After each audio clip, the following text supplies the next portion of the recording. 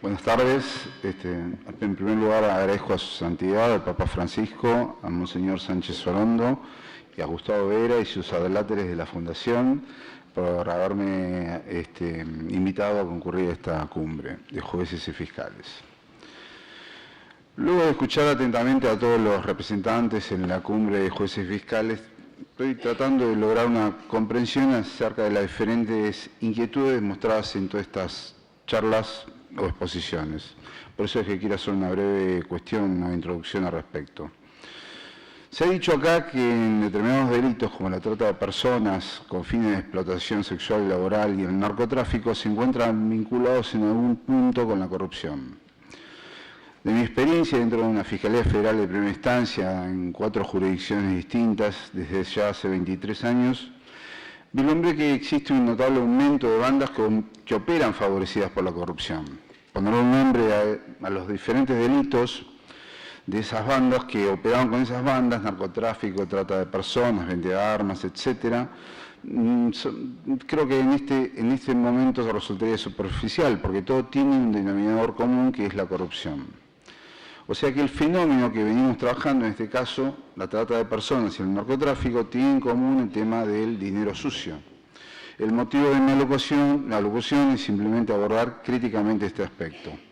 En esta cuestión trato de mostrarme no solo como fiscal, sino como docente de la carrera de Derecho en la materia de criminología. Es por eso que tengo un enfoque crítico sobre este punto. Yo creo que la corrupción es un sistema, a veces se encuentra relacionado con un delito, a veces con otro, pero en líneas generales estamos hablando de un sistema relacionado con el poder. ¿Qué quiero decir con esto? Que la corrupción es un mal que opera sistemáticamente en 2 direcciones al menos, ¿no? Hacia arriba con determinadas autoridades que permiten la manipulación que genera desviar la vista de los agentes controladores y las personas que especulan con este sistema, que son los pequeños operadores, aquellos a los que la justicia está focalizada. Lamentablemente hablo como una persona que ya está entrando en la etapa final de su carrera profesional, en la que, como se dijo en el día de ayer, no hubo grandes casos o grandes cantidades de casos denunciados para combatir la corrupción. Entonces, ¿qué es lo que está pasando? La pregunta mía es ¿qué es lo que está pasando? ¿Qué es lo que pasó para que lleguemos a este estadio? Lamentablemente, una de las cuestiones de las que se habló ayer fue la de la famosa cifra negra. Esa cifra de la que se dijo podría tener una relación de 1 sobre 20 respecto de los delitos investigados judicialmente. Entonces, acá es donde yo sumo la crítica y mi crítica hacia el trabajo, y es que estoy percibiendo que estamos trabajando mal. No estamos trabajando sobre el sistema, sino que lo estamos haciendo sobre el fenómeno, y eso no está bien. Tenemos que profundizar el sistema de trabajo. Es posible descubrir lo que está sucediendo ahí afuera, entonces. No estamos permanentemente pegados a los informes de los que nos brindan las agencias policiales. Los datos sobre el crimen organizado son difíciles de encontrar y de estudiar, pero están mucho más disponibles de lo que podemos suponer. Todo lo que tenemos que hacer es salir a las calles, es salir de nuestros despachos y ver qué es lo que hay ahí. En un sentido figurado lo estoy diciendo. Si bien esta visión que yo tengo es un tanto idílica en la investigación del crimen organizado, tomando como base el acceso a las fuentes inmediatas o primarias, este tipo de enfoque está lejos de ser la solución final. La observación, aparte de los problemas éticos que se pueden plantear, de los riesgos en forma de peligro de poder acceder a estas fuentes primarias, pueden dar como resultados a investigaciones muy acotadas. Pero hay que tomar en cuenta una cosa: el proceso de movilidad social ascendente dentro de un grupo criminal suele por lo general ser más rápido que las organizaciones legales. Pero el acceso a los niveles altos de la jerarquía delictiva implica un compromiso de largo plazo que conlleva la asunción a múltiples riesgos. En este enfoque, el único camino a las fuentes primarias se reduce a los escalones más bajos de la organización o de una estructura organizativa, que a menudo tienden a fantasear acerca de los procesos más complejos que ignoran. Extrapolar, sacar el modo de funcionamiento de algunos grupos a otros más apartados de una organización concreta, o más aún entre diversas organizaciones criminales, es muy problemático, porque las diferencias son múltiples. Los niveles de calificación, los grados de compromiso personal con la organización o la protección que se requiere del miembro clandestino, por poner solo 3 ejemplos, varían enormemente entre los diversos apartados de todos los negocios criminales. Otra fuente secundaria de información que juega un papel importante en los estudios, digamos, de la investigación del crimen organizado es la información publicada en los medios de comunicación de masas, los mass media. Lo que en principio pudiera parecer como un punto positivo que muestra la proximidad temporal entre el análisis académico y el seguimiento más cercano a los hechos sociales, es en su lugar un modo de encubrir carencias importantes. Las publicaciones en los medios de comunicación suelen descansar de manera notable en informaciones procedentes de las agencias de seguridad o de los aparatos de justicia, con lo cual suelen presentar los mismos problemas antes referidos.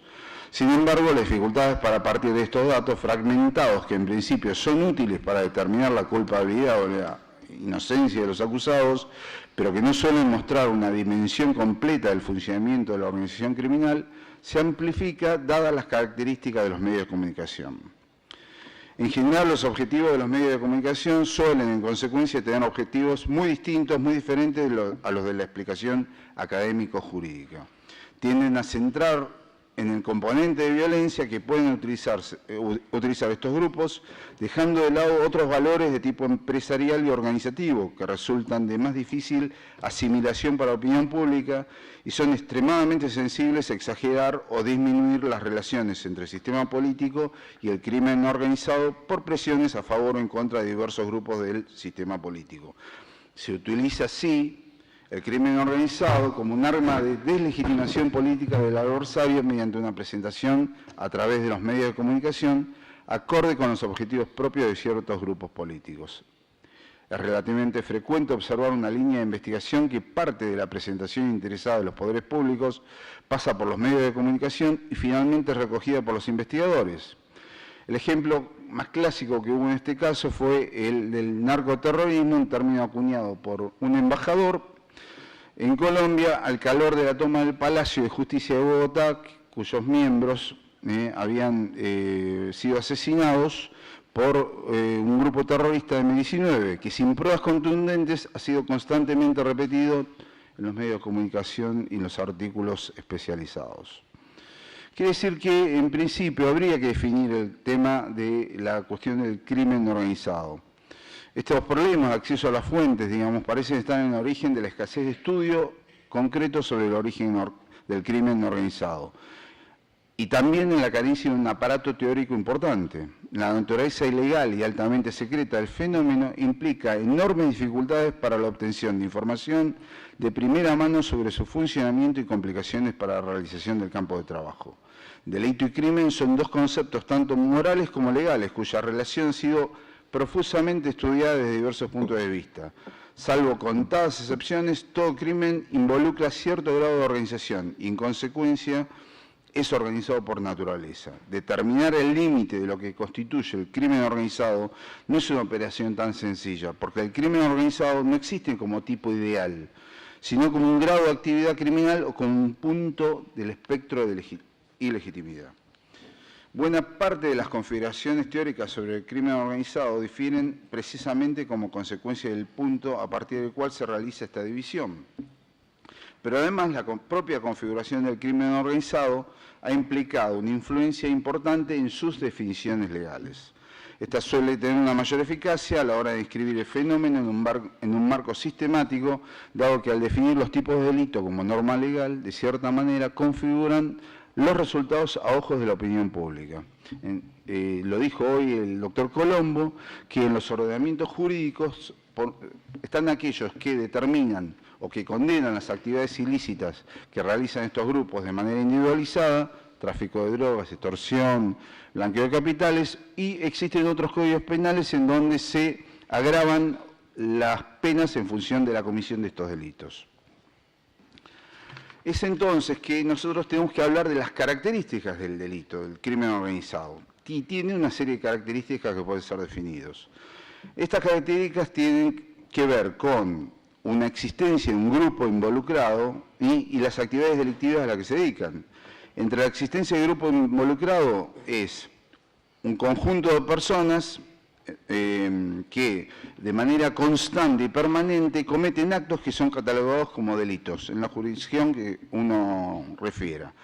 O sea que hay una estructura jerárquica, una división de tareas, grado de especialización, ciertas reglas, sistema de premios, castigos, que rigen el comportamiento de la organización y son impuestas de manera coactiva.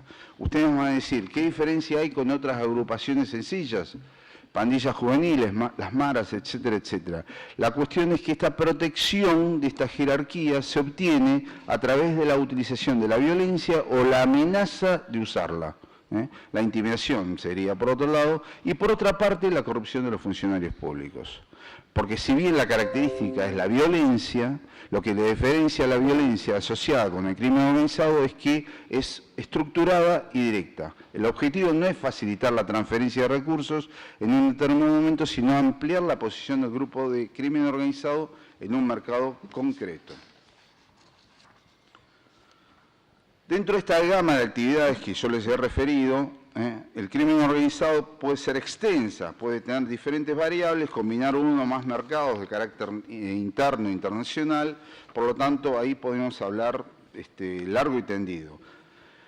Los procesos a los que yo me estoy refiriendo en cuanto a la transnacionalidad es que en la actualidad, por la mundialización económica, la globalización, se ha permitido el salto de unas organizaciones criminales de ámbitos restringidos a una actuación mundial.